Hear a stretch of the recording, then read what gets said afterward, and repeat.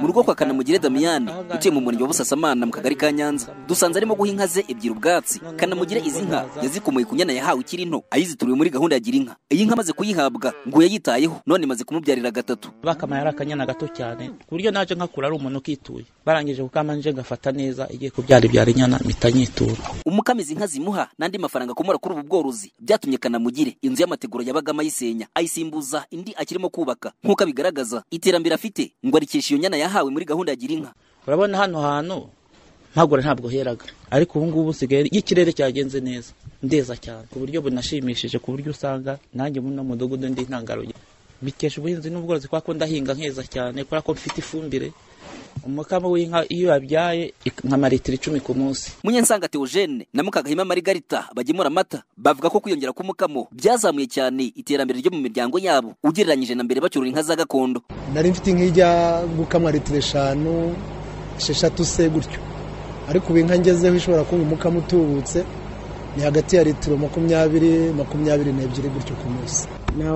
Banje korora iz'inyarwanda bukeye nshaka izivanze, none nsigaranye inka nyine z'injyambere gifite umukamo. Wagiye umfasha mu bwubatsi, mu bindi nkora, unamfasha mu byerekeranye n'umwuzukuru mfite wiga.